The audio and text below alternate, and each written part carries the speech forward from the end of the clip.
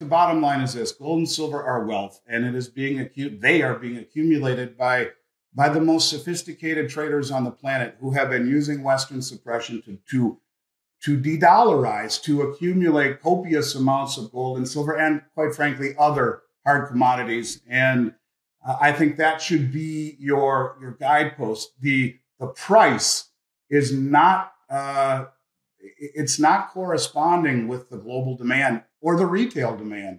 And I think you have to do what the rest of the world is doing, at least the smart money, and that is to minimize your exposure to dollars. Because as Rick Rule often says, I think we are in an environment where if you are not a contrarian, you will end up being a victim. And could the continued bank crisis and impending increase in interest rates be good news for gold investors? Andy Schectman, CEO of Miles Franklin Precious Metals, in a recent interview with Daniela Cambone of Stansberry Research, encouraged investors to focus more on precious metals than other more traditional investment forms. While he sympathizes with the current situation, he continues to emphasize the need to invest in precious metals such as gold and silver. Schectman has been a prominent figure in the financial services industry for over 30 years. He co-founded one of America's major bullion dealers, Miles Franklin, with his father, David Schectman. The seasoned financial analyst has been an avid gold stacker and has spoken several times about how it is fast becoming the world's financial future. The regional bank crisis began in the U.S. 10 weeks ago, and with the collapse of 3 regional banks, this may be the end of regional banking as we know it. The crisis has created rising concerns within regional banking, insurance deposit, and commercial real estate loans.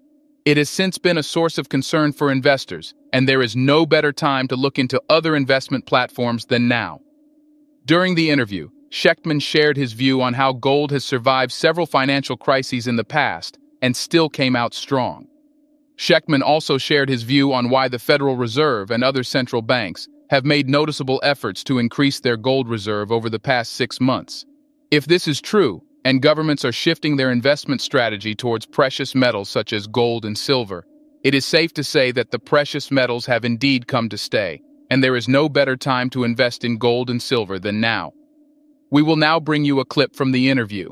Please enjoy, and don't forget to click on the subscribe button if you haven't done so already. Yeah, well, let's go back to 2017 to answer that question. You know, in 2017, Daniela, it was a tough time to own a precious metals company. We were at the tail end of a 6-year bear market. That's right. For a few years prior to that, the German Bundesbank was making noise, give us back our gold, we want our gold. Finally, in 2017, they made a really big stink of it. And they said, we want all our gold that the U.S. Federal Reserve is holding, we want it sent back. And within a few weeks of that happening, the Dutch National Bank, the Bank of Austria, right. all of these banks, Poland, the Czech National Bank, all of these banks said, we want our gold back too. And the following year, 2018, those banks bought more gold as a group than they did in the 60 years previously combined. Then in 2019, the BIS reclassifies gold and levies it to a standard that is a high quality liquid asset, in essence, tier 1, after 80 years nearly of it only being US dollars. And when you look at the fact that the central banks of the world, who don't not only have the most money, they're closest to the information. You're right. They've bought more gold in the last 18 months than ever before. And countries like Turkey, who have formally applied to BRICS, they're the largest producer or accumulator of gold in the last 18 months. And so I do believe when you look at the success of the Chinese digital yuan that they've rolled out for over 4 years now, they did it at the Beijing Olympics. It's settling the majority of the contracts on the Belt Road.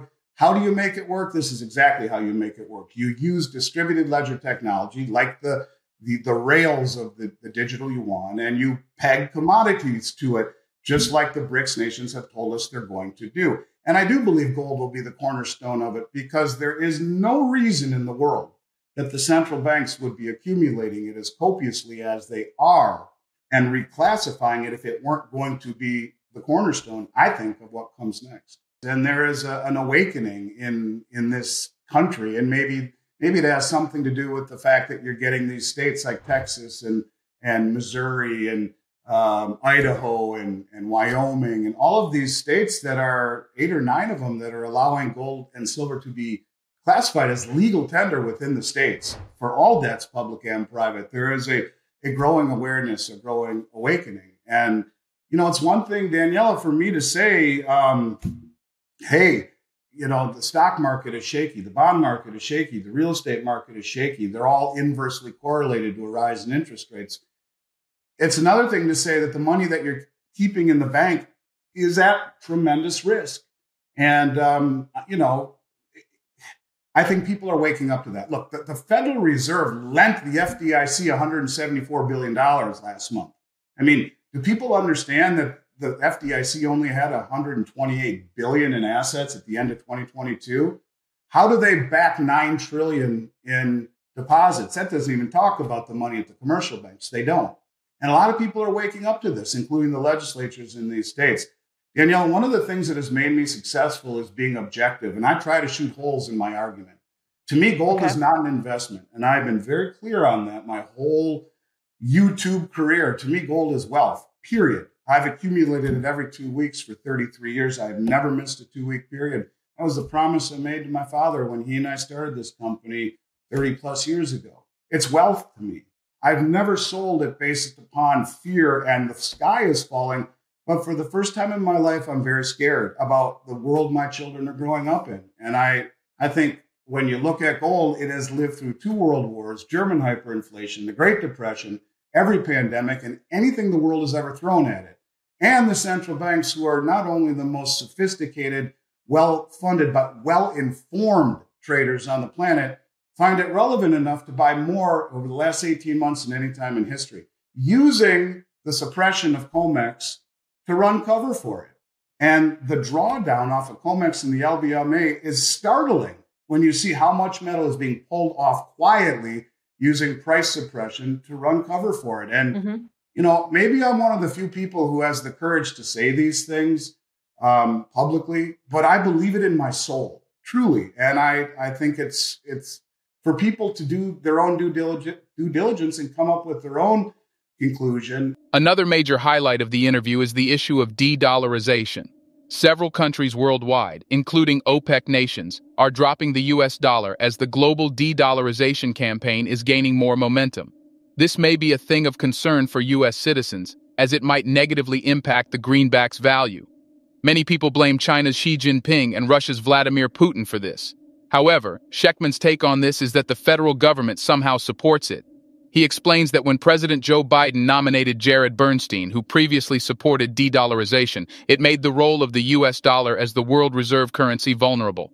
Below is a clip of the video. Please enjoy. Why did President Biden just nominate a man named Jared Bernstein to head up another economic advisory committee at the White House? And his whole thesis is to replace the dollar as the world reserve standard. In fact, a report that he wrote, an op-ed report in the New York Times in 2014, is called King Dollar No More, where he urges that the U.S. must actively take steps to remove the dollar as the world reserve currency. So does that mean that's the path we're heading on? I don't know, but I'm just saying there are a lot of things right now. But Andy, how does that make any sense? Why would Biden want someone internally that believes in that theory? Now, everyone focuses on this $31 trillion debt, which ignores the elephant in the room. And that elephant in the room is Social Security, Medicaid, Medicare, and government military pensions. The 2022 budget or balance sheet just came out showing a $76 trillion shortfall in Social Security, which we're told will be bankrupt by Reuters in 10 years. When you add Social Security, government military pensions, and Medicare and Medicaid to the $31 trillion debt, you're over $150 trillion by their own admissions. It's almost as if they're looking for a villain, and that villain would be Putin, Xi Jinping, OPEC, and all of the countries moving away from the dollar. But you have to give them reason to de-dollarize, to move away from the system, because how do you pay this off? How do you pay this off in an environment where interest rates are rising? You never can. They came out, Daniela, and they said, it's Putin's inflation. I said, that's it. That's it. They're looking for a villain. If you've studied Austrian economics for more than 30 seconds, you will know that each and every single time, inflation is a monetary event, an increase in the money supply. And when you realize that we printed more money in the last 4 years than in the history of the country before it, and we're trying to say that inflation is Putin's fault, it's finding a villain. So you take it a step further. How do you pay off this insurmountable debt in a rising interest rate environment instead of falling on the sword and being written about in history books for destroying the American dream and the American way of life through brain-dead monetary policy? It's those guys. They did it, Xi Jinping and Putin and OPEC and the rest of the world. They did it to us by stripping the dollar of its world reserve standard. And if you look at the moves that we should be clinging on to, as you mentioned, we should be doing everything we can to keep that, to have transparency, to earn the world's trust. It seems in every single step we are doing the opposite of that. And it all focuses, again, on a villain. And it was those people that made us do this. And this is why we ended up where we are. And it's not what we did. It's not the inflation that we created and the distortions that we created through suppression of interest rates and throwing money at the world every single chance we get. I think they realize they're in between a rock and a hard place. And as my mentor, Richard Russell, always said, many years before any of this happened, it's inflate or die. There is no way out of this mess. It's either inflation or default.